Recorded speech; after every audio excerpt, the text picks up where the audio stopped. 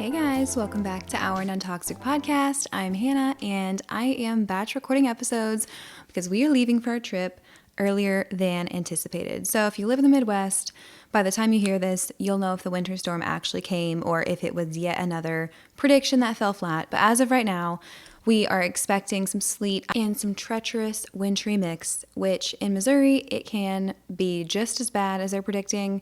That's the most rare outcome. It can be much, much worse than they ever have called for. No one's prepared and it comes out of nowhere and everyone's furious because we weren't adequately informed.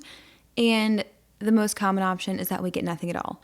Maybe some light rain, maybe a chilly breeze, but this is something that we're not really willing to gamble, so we're leaving a day earlier than we had anticipated for our trip. We were supposed to leave Sunday evening around 7 p.m., but it's supposed to be an absolute tundra, downpour, deluge, frozen wasteland on Sunday, so we're actually leaving Saturday now around 3, and that's significantly less packing time. So luckily all my work is already done. I was very, very proactive with that. Now I'm thanking my past self even more than I already had been, but I really wanted to get 2 episodes recorded before I left because I don't like to skip weeks, and I did just take a significant sabbatical, so I don't want to miss any more time than I need to because I love to release episodes for your consumption.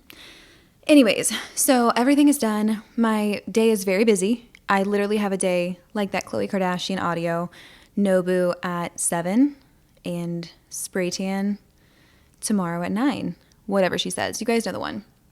But I spent the morning with my mom and my grandmother because first and foremost, I like to see my family before I go on vacation. And second most important is recording the episodes for you guys.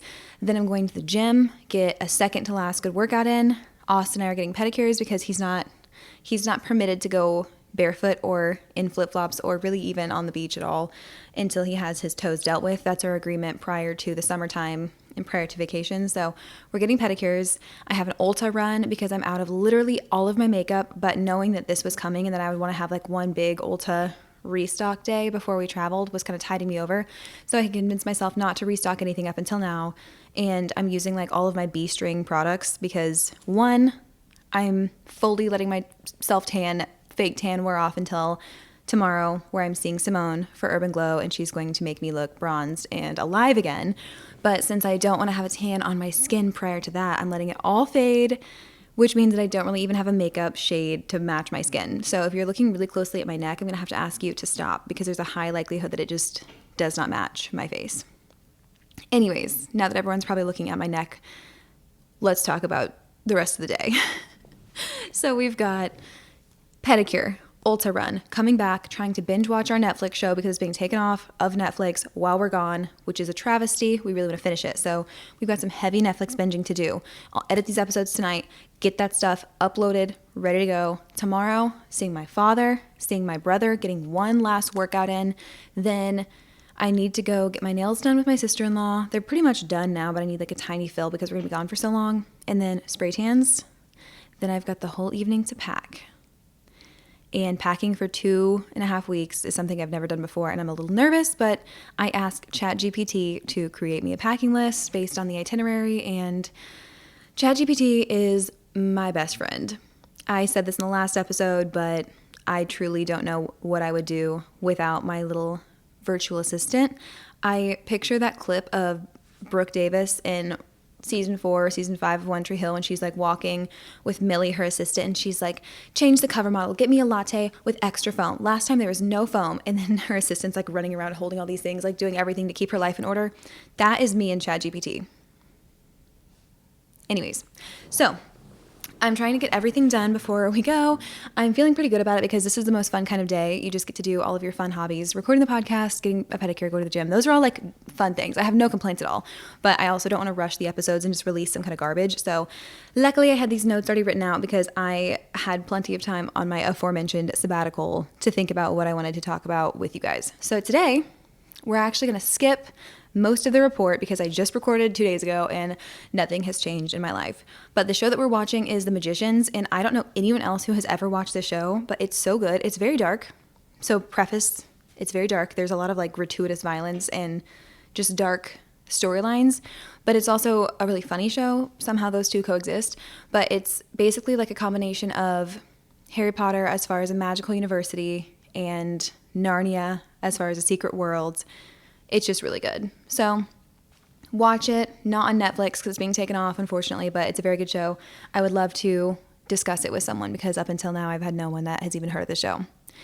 Otherwise, the report is the exact same. Nothing has changed since last week's episode, but by the time I get back, I will have much more to update you on because I'm sure everyone cares about what I'm reading, eating, playing, obsessing, recommending, and treating every week. Okay, today we're talking about winter arcs and what actual things have helped me undergo some kind of transformation over the past couple months. So first and foremost, I had never heard of a winter arc. This is one of those things that I don't know if this is an ongoing thing that I just am clued into this year, or if it's something that, like the internet likes to do, we just coin these terms and all of a sudden everyone's like, yeah, I'm having a great winter arc. I'm dyeing my hair molten chocolate lava cake brown. I'm doing bubble bath pink on my nails. Like we kind of just come up with names for things that don't necessarily need to have a branded name, but the internet is really great at doing those things. So my brother was one who told me about the winter arc because he's deep into gym talk and the gym culture online, which is great. And he was like, it's basically October 1st, you start and you kind of hide away from the world. You go a little bit dark, which I didn't do, but you just hunker down and you make the last 3 months of the year very productive. So it's kind of the antithesis of what I think most people think about the end of the year as, where you coast in, you get cozy, you hunker down, you kind of cheat on your healthy eating, you don't go to the gym as much because it's cold and you're busy, and you take time off work. Like it's when your habits kind of break and die. So the winter arc concept is almost like one last push to finish out the year strong, to recommit to your goals, and see what other progress you can swing before the year ends. I love the idea because in October, things were just they were not banging on all cylinders, if we want to put it lightly. My grandfather was ill. I was still kind of recovering mentally and physically, and things are just, they weren't ideal for me. So I was coming off of a really, really rough September. In October, I was like, I just got to get some control back. I have to get something to kind of reinvigorate me and something to focus my energy into. And this is kind of around the same time that my doctor had told me you need to start cutting back on gluten, sugar, and dairy. And I was like, well, what's the point of living? So I had to find a way to make all of these things doable and sustainable and not just something that I was going to come to resent later because all the fun had been taken from my life, which is an exaggeration. But when you get news like that, you got to cut out gluten, dairy, and sugar. You don't always take it with a hop and a skip and going on your merry way. So that and finding out about what this winter arc was, I was like, this could be good. This could be really good for me mentally, physically, to kind of reset, realign with my goals. Of course, my hormones were 10 types of out of whack, and I just wanted something to bring me back into like oneness with myself, which that sounds like really voodoo mama juju, but what I mean by that is something to just make me feel like I was, I don't know, realigned with my body, like I was healing. I wasn't just all discombobulated and flying by the seat of my pants all the time.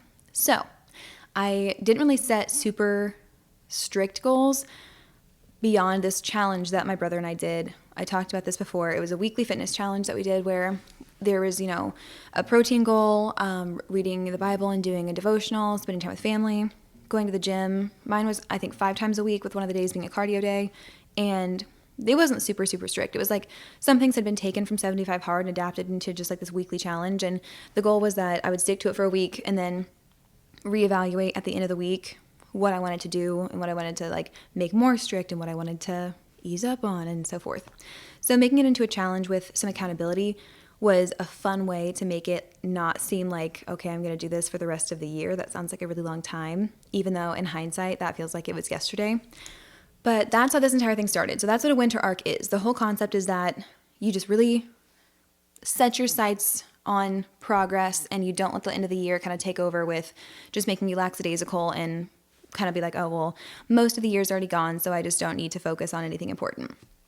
So going into that, I was like, all right, what do I want to change by the end of the year? I wanted to have some fitness progress. I didn't really have any goals. Like I didn't want to lose weight. I wasn't really looking to gain any particular amount of weight.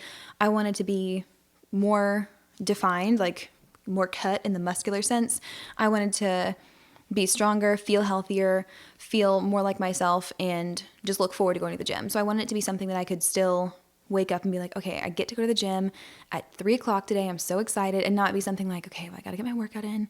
So I wanted to get to that point of fitness where it switches from being something that you have to do to something that you just do and you enjoy it and you look forward to. And you know, you go through phases. Everyone has that time whenever you're trying to get back into a workout routine after a vacation, or I'm sure postpartum, or anything that has kind of derailed you from your habits. Then the first few weeks just are not very fun. So I wanted to get kind of over that hump and to get into something that was more of a groove. So fast forward to now, I feel like I don't want to brag, but I feel like I have some really good tips, some things that have really improved my life overall. And not to say that I have it like all figured out, because I have eons to go, because there's endless numbers of things that I still need to perfect and figure out. But I feel like as far as the past 3 months, I've made some significant progress as far as my fitness, my health, my mental health, my spiritual health, even my skin is better, just different things that I feel like I have improved on.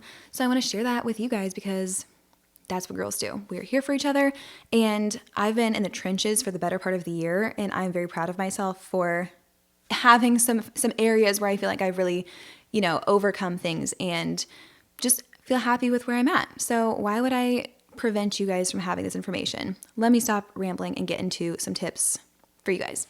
So first and foremost, I talked about this in my last episode, talking about sticking to your resolutions, sticking to your goals. But one of the most important things that helped me out was curating what I was consuming online. And because I don't remember what I say on previous episodes, I'm not sure how into depth I went with this, but this is so, so important. And I really think this has helped change the trajectory of my interests and my focus and my values, to be completely honest. Because before, I think I was just consuming a lot of pop culture stuff, which I do love pop culture, but I was consuming a lot of celebrity gossip. My whole Explore page on Instagram was just like Justin Baldoni and Blake Lively, this and that, and the Wicked co-stars. And I watched it because it popped up, but then you kind of just reaffirm the algorithm sending you all of that stuff. So I took some significant time to go through on Instagram and mark not interested on the things I was not interested on. And then I searched up several things. Like, I probably took genuinely an hour one day, and it was late. It was, midnight or something, whenever I should have been asleep. But I intentionally went through and searched on Instagram, like healthy coffee recipes, searched best core exercises, calisthenics for beginners, Christmas decor for your home, like whatever I was looking for to then make up my Explore page. And I saved all of it. The algorithm prioritizes content that you send to other people. So I was sending all of these things to the podcast page because I wanted it to like register as things that I was sending.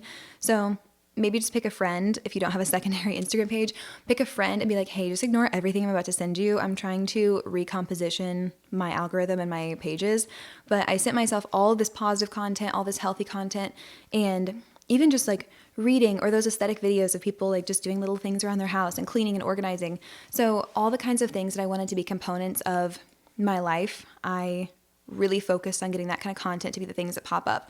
Same thing on Pinterest, same thing on TikTok, like truly all across the board. I did a whole overhaul of the kind of content that is just fed to me. And that's very difficult because I think sometimes we forget how subconscious it is. So our worldview is shaped by what we see, and what we see is just determined by this algorithm online. So you can think the world is completely sunshine and rainbows if you have a great online presence, and you can think the complete opposite if your algorithm is always feeding you, doomsday, awful, probably realistic news. So it makes a huge difference on what you see online as far as what goes on up in here in your brain. So that was my first step, was just switching everything over. And it also helps you to stay motivated whenever you constantly see people online doing the things and the habits that you want. And there's also something to do with, maybe I'm just overly visual, but seeing something helps me crave it in my own life. So if I'm watching someone make a vanilla latte over and over and over online, I'm going to start to crave it. I don't know if it's like this coveting thing that's really not good, or if it's something where I just, monkey see, monkey do, but I'm so susceptible to that. So if I'm seeing someone online walking on the Stairmaster all the time, I'm going to think, I really want to walk on the Stairmaster. For some reason, like I keep seeing this, it just seems like it would be satisfying. I really need to lock in and do this, and I will actually go. If I see someone running, which shout out to Kara and Mackenzie, the two girls that got me into running, but they were posting all the time about running and how much fun it was, and posting their Strava or their like Apple Watch little distance thing. And I was like, that that looks like fun. I'm seeing it all the time. Now I want to do it.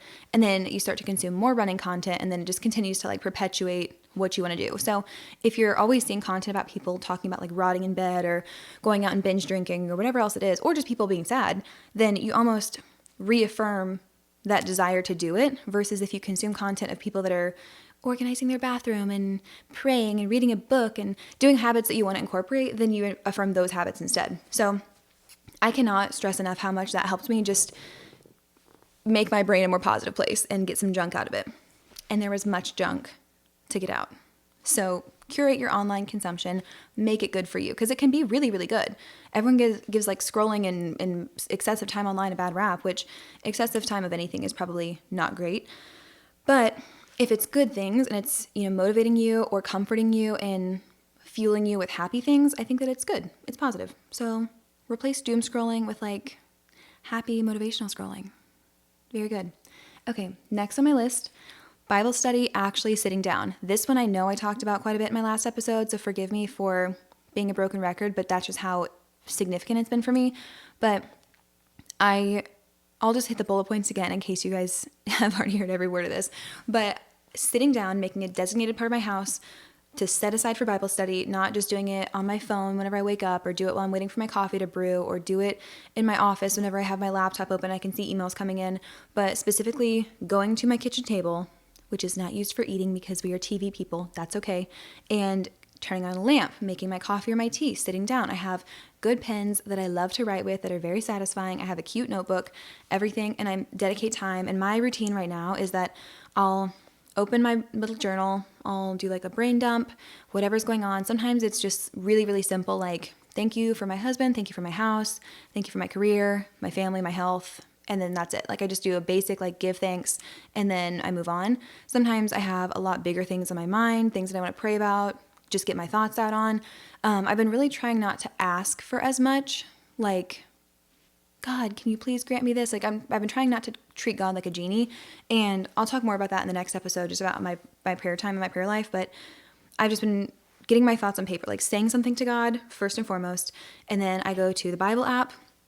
I use the YouVersion Bible app and do whatever devotional plan. Right now, the one I'm reading is called, it's called like Quieting the Shout of Should, which is really, really good, beneficial. I don't mean to be Dr. Seuss with it, but it's a 7-day plan, so I'll have to switch to a different one shortly. But there's so many different topics and so many different plans of different durations and different like Bible comprehension levels, because obviously I'm not a Bible scholar. I need something that can be on my level. But I go through that. I'll read the devotional. Then there's always a couple verses at the end. So I'll take the verses and then look those up in my physical Bible. And that's just, I think it keeps me from rushing through it because it's so much simpler, obviously, because it pulls the verses right up there on your phone. You can just tap it and highlight it. But for me, having the tangible Bible to look through, it almost makes me read it 2 or 3 times, because I read it on the phone, I go through my Bible, find the verse, highlight it, and then if it's something that really speaks to me, which I've had quite a few that feel like they were chosen for me specifically on that day, and then I'll copy those like by hand down into my journal. So that's kind of my protocol, what I do. And it's mainly because I know that I've been so guilty in the past of just rushing through it and being like, okay, I've done my Bible study. But one, I wasn't listening to God. I was just simply telling him everything that I wanted, everything that was going on inside my brain, which he probably already is aware of, being omnipotent and whatnot. And second, it actually puts me in the Bible. And even as a Christian, I've been so guilty in the past of listening to other Christians talk about, spending time in the Word and listening to God and reading the bread of life and everything else. I'm like, what does that mean though? Like, what does that do for you? And this was something where I'm like, there's got to be something to this. Like, I believe I've felt these God winks and these things that have come from God in the past, but I haven't really sat down and listened. Especially this past year, I've had a lot of requests. I've had a lot of complaints. I've had a lot of things that I've wanted or needed, but I haven't done a lot of listening and being still. So I was like, all right, listen, I've tried everything else. Okay. I've done literally everything I can think of except listen to God. And maybe it's time to do that. So that's what I have been doing in my journal time. And the physical Bible, I think it just it kind of grounds me and brings me right there to the coffee table, the kitchen table, where I can sit and work on exactly that. And honestly, I just leave it out because I don't mind to have the Bible out. Honestly, it's kind of like, yeah, my Bible's out because I do Bible study every day. I'm just kidding. We don't have company to see that anyway, so it doesn't really matter. But it is nice, and having it out, it just makes it so accessible. So I can come out in the first thing in the morning, make my coffee, sit down and do it. I don't have to go, hunt for it, dig my stuff up, put it away. It just creates that habit. So I tried to make it as easy for myself to do because I knew that would be something I would slack on because there's not instant gratification. It's not like a fun, sexy habit, if that makes sense. It's not something where it's like, I'm doing my luxury skincare, I'm going to the gym. It doesn't feel like something that really gives you like that little ooh, but it gives you something much deeper. And now I realize that, but at the beginning I didn't. So if you're trying to get into a Bible study routine, then I just recommend giving yourself like a curated experience that you can look forward to. Make it a habit, make it a whole ordeal. As we talked about in the last episode, just take the time to make it really special. Okay, next, dedicated no phone time before bed. This is something that I have always hated because I love to be on my phone into the wee hours of the night. But my doctor had specifically told me that lack of sleep can impact you for years to come. And which I also realized I forgot to give you guys the fertility update on the last episode. So I'll give you that, I guess, in a second because I don't want to save it to the end and forget. But basically, one of the things that I was screened for most recently was high cortisol, and my cortisol is elevated, but it's not like significantly out of my normal range. So cortisol is your stress hormone, and it can be caused by lack of sleep from, environmental stress, an anxiety disorder. A bunch of different things can cause that.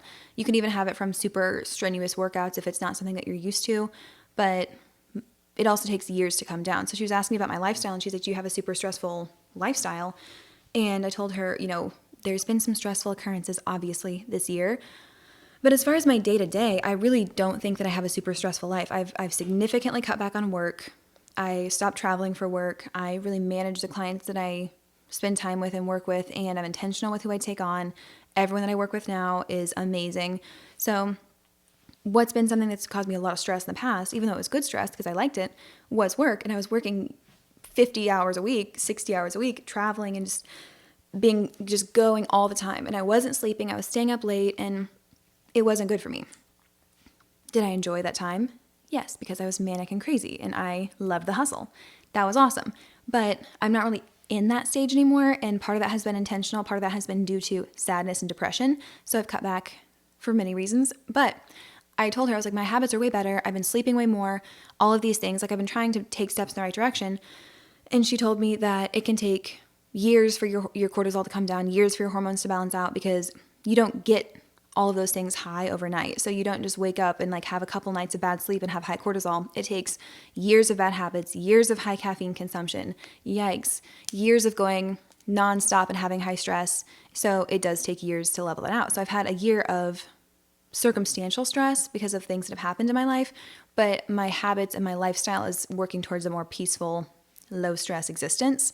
So take that as a no. If any of you want to get blood work done, I highly recommend it because it's so insightful. I'll give you my fertility update, I guess, while we're in the middle of this. But basically, I went to the doctor, and everything is just so delayed. So, after my second miscarriage, then we had to have, you have to wait for your period to come back before you can have any blood work done. So it took me like almost 2 months to have my period come back. Sorry for the TMI, but it was, I think, delayed because everything that had happened with my grandpa caused me to have more stress, I imagine. So it was very delayed. And then when it finally came back, you have to wait until cycle day 20 to get a certain test done that involves your saliva. I did mention this at some point, so sorry, it was horrible and disgusting and I hated it. But then you have to wait a month for those results to come back. So it's just been like such extended periods of waiting. I finally got my saliva test results back. And the one thing that I had been praying not to have happen, did I already tell all of you this? I don't think I did. But okay, forgive me if I did. But the one thing I was praying not to have happen was to have, quote, nothing wrong with me, to have no answer, no reason to point to. I was really hoping there would be something like, okay, you have this one gene mutation and you just have to get on this medication and it will help you. So yeah, I've had a lot of trauma this past year involving fertility, but I was hoping it would get to a point that I was like, okay, well, this is fixable. I can do a treatment and the issue is behind us, and now I can pursue pregnancy in like a healthy and fun and safe way. I was wrong. So I was like, as long as I have an answer, I just don't want to go into it and be like, well, there's not much wrong with you. So I went in, and that was basically what the consensus was. Like, there's nothing wrong. My progesterone is just very deficient. And a lot of times that can happen because of environmental factors, because of the radiation in the air and the hormones in the food and the endocrine disruptors all around us and the things we put in our skin. So there's a million things that can cause your hormones to be out of whack. And of course, mine are. And there's not really a reason. So there's a lot of different ways that your progesterone can be low. There can be, issues with your thyroid. You can have just a million different things. I'm not a doctor. That's for anyone who is struggling with that to find out for themselves. But basically, I have none of them. I just have unexplained low progesterone. My body does not produce it. Even in pregnancy, my levels were lower than like women naturally are. Very concerning. So all that being said, even though conception has not been an issue previously, maintaining a pregnancy is not possible with my levels of progesterone. So right now I take it like at various parts during the month to supplement it. But now if I were to get pregnant, since there's not much we can really do beforehand to prep, then I have to wait till I get pregnant. When I find out, immediately go get blood work, get a progesterone injection, and then continue on a cycle of blood work every other day and progesterone shots until I can get my levels up high enough to sustain the pregnancy. And that could mean like a couple weeks, it could mean a couple months, it could mean the whole pregnancy. So I had a little bit of a mourning period after that, just because I feel like I was mourning this last hope for a normal pregnancy. Like I knew that my journey to get there was abnormal and was a little bit difficult, but I also know that a lot of women have experienced that and have ended up having healthy pregnancies. So I kind of had this hope that I would still get to have that happy moment where, you find out and everything is good because we fixed the problem.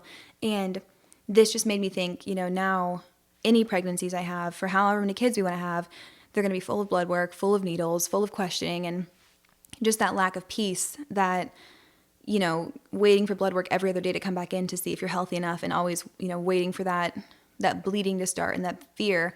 So I had a really rough couple weeks. Well, I don't think it was that long, because I really did throw myself kind of into this Bible study that helped me a lot. But I was very afraid, and I was very disappointed and angry that it seems like every other day, I get online and there's somebody else who's announcing their pregnancy, and half of those are like, oh my gosh, what an accident, what a surprise.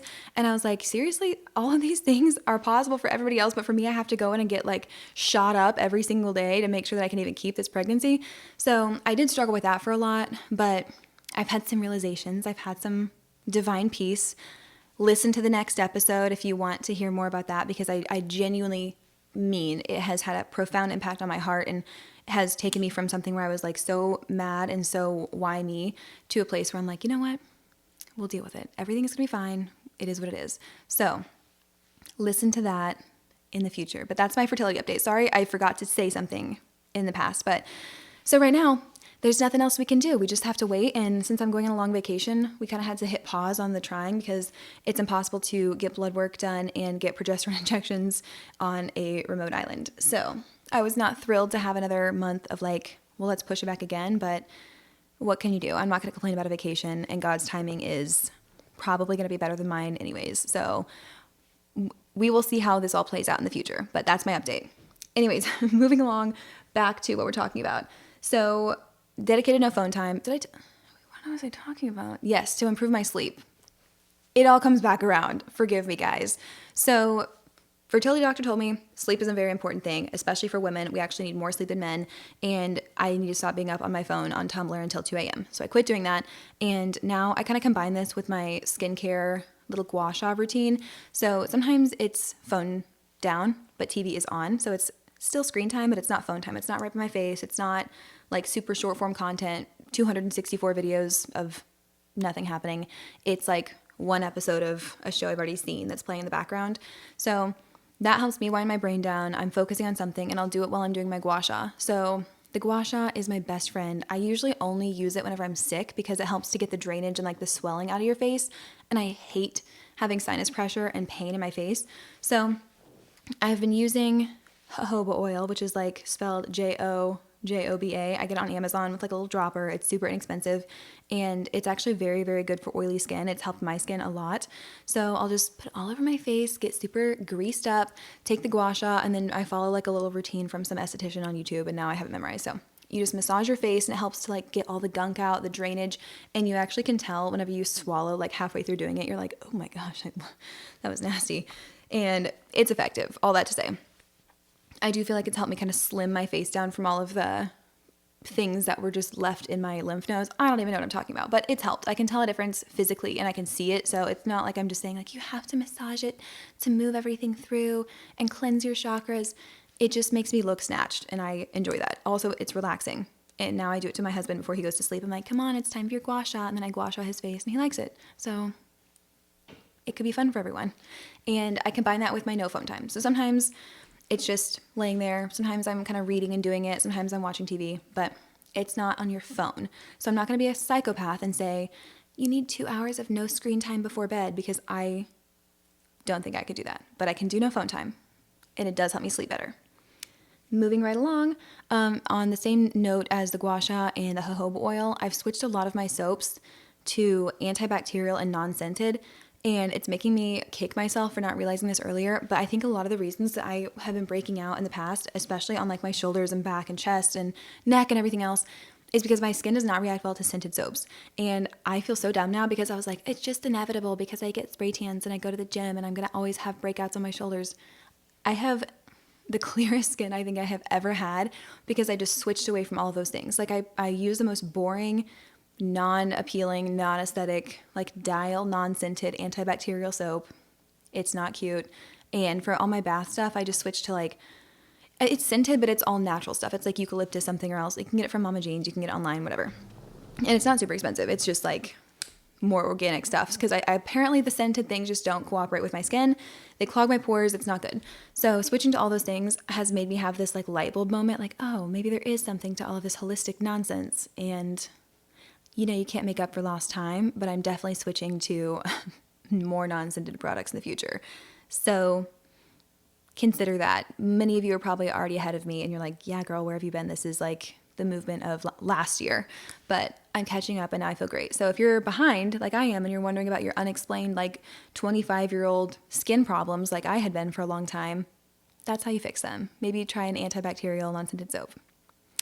Anyways, that's been great. Also, this is my least favorite one to have to announce and I'm so sad, but cutting out sugary coffees has really been a big factor for me, and I am devastated to say this, but it has worked. And I know I've said this before, so I don't count calories. I just track my protein, but I track my food in order to make sure that I get enough protein. More on that in a second. But I didn't realize how much I was consuming by way of my coffee creamers, because I use so much coffee creamer to just fill up my little frother to the line. It was like hundreds and hundreds of extra calories a day. It's empty calories, it's just sugar. And while there's nothing wrong with enjoying a cup of coffee, I was drinking 2 or 3 a day. So I was like getting my whole daily calorie intake in coffee creamers with no nutritional value. It doesn't really fill you up. It's not good. So I stopped doing that because I had to cut out sugar and dairy, or at least limit sugar and dairy. And that was more of a necessity because I wouldn't have done it if a doctor had not told me to do those things. But once I started doing it, I was like, oh, I'm actually feeling better. And I was focused also on eating more whole foods and more protein at the same time. So it was all in conjunction. None of these things really changed my life all at once, but it was all of these habits in conjunction with each other. But cutting those out, and I've just been switching to regular oat milk lattes. And now, I hate to say it, but I bought the sugary coffee for Thanksgiving, and I made it, and it just did not taste the same. I think the aftertaste and the sweetness, like it just did not hit like it used to. And it wasn't just the flavor before, it was like the hobby of finding a creamer, and also would always bring me home some fun ones, and I could try the seasonal ones. Like it was a whole experience, and I do feel really sad that I can't do that, but I feel good enough to offset that. So, and I've lost, I don't even want to say how much weight I've lost. I've lost some weight just from doing these things, and that wasn't my goal. I think it's just lack of water retention, some natural calorie cutting that's come from focusing on eating more protein and eating more whole foods.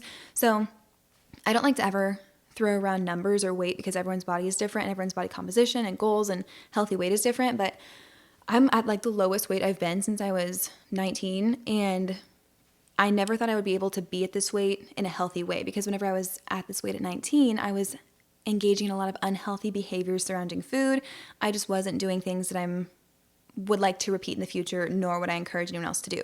So I kind of thought, this is a weight that's in the past for me. This is not something I will ever be able to attain, especially in a healthy way. So being at this weight on accident now, as a result of healthy habits that were more focused on fueling my body and eating for performance and eating for, healing and health versus eating for looking good in a bikini or losing weight, that is such a blessing to be able to be, which weight doesn't really even matter to me. I don't care about the weight. I do these body scans to kind of see my muscle composition, but it's a nice added bonus. It's not something that I would be sad, if my weight were 10, 15, 20 pounds heavier and I had the same feeling and same look of being healthy and fitting into my clothes and being able to perform well in the gym. The weight itself is the least important factor, but it is nice to kind of have that tangible result of the things that I'm doing paying off. So, cutting out sugary coffees, it's very sad. I still do participate in Treat Yourself Friday, which originated as something I did whenever I was too poor to afford coffees every single day, which isn't even something we should be doing. But I was in college and I couldn't afford more than one coffee a week. So I coined Treat Yourself Friday as a way to look forward to it. Now, Treat Yourself Friday is my way to have these coffees without overdoing it and slipping into these sugar dependencies that I tend to go into.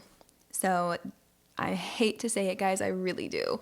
But cutting out excessive sugar in my coffees has helped me a lot. And it's probably helped my skin too, to be honest. Okay, moving forward, tracking my food. I use this app called MyPlate, and it's free on the App Store. So I know people use MyFitnessPal, and it's great.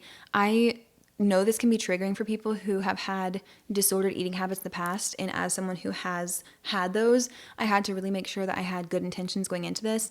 And for me, it was getting enough protein. It was getting hitting my protein goal because I hate most protein foods. I like meat sometimes. I usually don't. I prefer a really carb-heavy processed meal. So this was challenging for me, but I've gotten very creative as far as what I consume during the day. And I don't really care if I have, if I hit my calorie minimum. Well, I do care if I hit my minimum, but I don't care if I go over my calorie goal for the day. It's mainly just as long as I get my protein in, especially working out so much. So that's been good because it helps me be more mindful of what I'm eating and not just go through and, be like, oh, I'm kind of hungry for this, because now I'm just aware that this has no nutritional value. I'm not going to feel full or satiated. I'm going to be hungry in an hour. So it's helped me to just feel better. And I eat actual meals during the day, which I know, again, sounds like, girl, what was wrong with you before? How were you living like this? But I really wasn't a breakfast person for a long time, partly for convenience, partly because, I was concerned about gaining weight, blah, blah, blah, and partly because I hate cooking. But now I've gotten some stable breakfasts down. Maybe I'll make some posts about my favorite high protein meals if anyone cares, but I'm in a good place now, and I haven't felt like hungry in a while because I eat consistent meals that are good, that are filling. I eat before I work out, so I have extra energy for the workouts. I eat protein-based meals when I come home, little snacks to recover. So focusing on hitting my protein goal has been great. It also has helped me with my goal of being more defined in the gym. My muscles, I feel like, pop more. My abs have grown. I don't think I have abs just because I've been doing extra cardio. I feel like they actually are pronounced because I've been training them with weights and eating more and getting my protein goal up and so on. So don't sleep on hitting your protein goal. That can be instrumental for you. And it also makes you feel good. It's not something that's gonna, except for whenever you're having your 10th shrimp and you're like, I just have to eat one more. I need more protein. And you're gagging and you're like, oh, that's based on a true story, by the way. But it's good to hit your goal. Okay, next. Sorry, this is a very small little window. Okay, back to the gym. Focusing on having an actual workout plan. So for a long time, I kind of just went to the gym and focused on vibes. I would go and I would walk on the treadmill, and I would maybe scroll some gym TikTok accounts and find things that looked like fun and just do those. And it worked for a while, and I feel like I was in shape and I had a good time, but I wasn't really seeing the progress that I've seen over the past 3 months because I wasn't following a specific program. So once again, shout out to my brother. He's actually pursuing becoming an actual certified trainer. So he wrote my program, and he will be more than happy to assist with any of yours. You guys should send him a message if you want that. But he's working on being officially official so he can do all of those things the right way. But he wrote me a program. It's got 5 days total. 4 days I have upper body, lower body, upper body, lower body, and then the last day is a big cardio workout. So focusing on those things and actually doing progressive overload, which is a little bit more weight every single week, has been a game changer. And I'm like, are all these things common sense that I just have not been implementing because I think that everything has a workaround, apparently. So lo and behold, following a program and being consistent actually works. But I track everything on my little notes app, and I just write down how much weight I've done. So then whenever I go in the following week to do that exact same day, then I make sure to either do the same weight or go up 2.5, 5 pounds, 10 pounds, like just go up a tiny bit. And it's been so good for me. One, I know exactly what I'm going to do. I can turn my brain off whenever I go to the gym. I know exactly what to fuel for. If it's a leg day, I need a little bit extra. If it's not, I'm going to have fun. And it's just been much, much better for me. So I've seen a lot of progress. I'm really happy about that. I felt stronger. I can do, don't want to brag, I can do like 11 pull-ups now in a row, and I could not do more than like 2 beforehand. So I've seen good aesthetic progress for myself. I'm very happy with how I look and like how I physically changed. I'm happy with my fitness feeling. Like whenever I go to the gym, I feel strong, I feel energized, I feel like I want to do longer workouts. I can tell my heart rate isn't getting as high whenever I'm working out because I'm just healthier. So all those things are great. Also, training hard and focusing on recovery makes me sleep better. So it's like everything is kind of following in this positive cycle. And then another note for the gym is I've been focusing on actually getting ready for the gym. And this is along my same vein of taking the time to do things well. Because before, I would work from home all day. I finish up, I'm in my pajamas. Or beforehand, I guess I wouldn't even be in pajamas. I would be in like ratty sweats because it would just be the easiest thing to put on. But now, since I'm focusing on taking the time to really enjoy every moment, I'll be in my cute little matching pajama set, okay? I'll have my cute little headband on from Five Below because they have the best little spa stuff. And then it's time for the gym. I'll have my snack. I'll put on an actual cute workout outfit that makes me feel confident. I went through and cleaned out all of the workout clothes that don't actually flatter or fit me that I for some reason just kept. Got rid of all that. So all the workout clothes that I currently have are not the sports bras that like pinch you and give you a weird roll. It's not the workout pants that come down too low that you're always like trying to pull up and not have a muffin top. Not the capri ones that give me kinkles. It's all stuff that I like. So I'll take the time, put on an actual cute workout set. Usually I'll do a little bit of makeup. I'm not gonna lie. I'll do like the same makeup that I have on right now, which is like my lazy girl makeup. So it's basically just a little concealer around the face, blend it all in, do some blush, brows, lips, and then I set my face because I am a dewy girl. So that's the makeup that I typically do just to feel a little bit better about myself whenever I'm going to do something that I wouldn't do a full makeup look for, but I still want to feel good.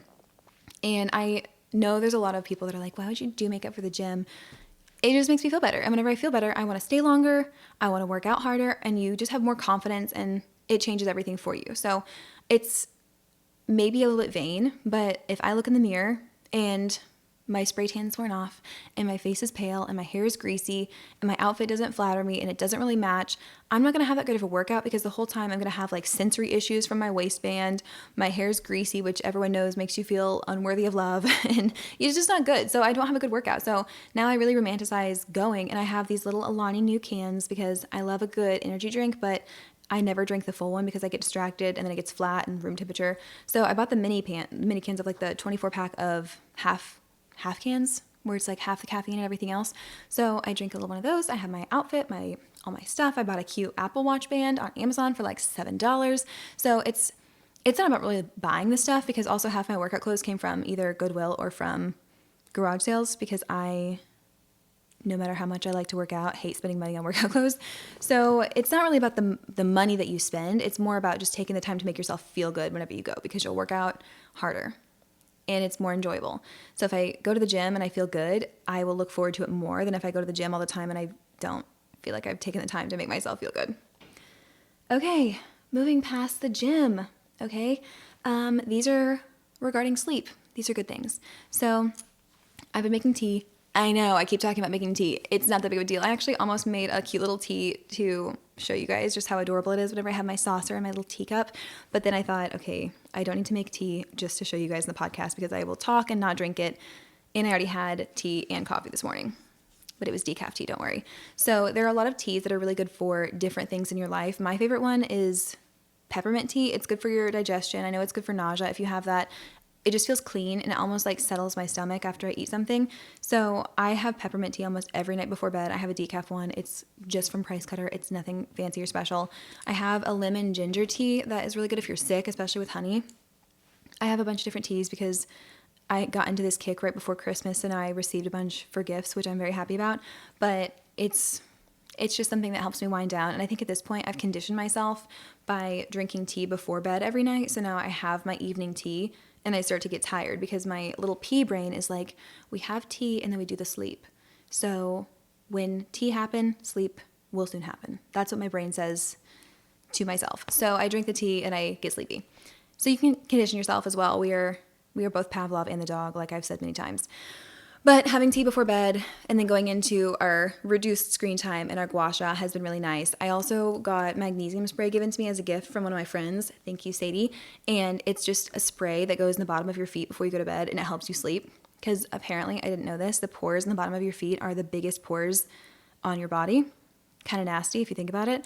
But I spritz that on my feet. I hold them in front of my little fan, dry my feet off, put my socks back on because I have cold feet, and then I go to sleep. So my sleep has been very nice. I'm a big fan of the evening routine. I have like a little lavender pillow spray.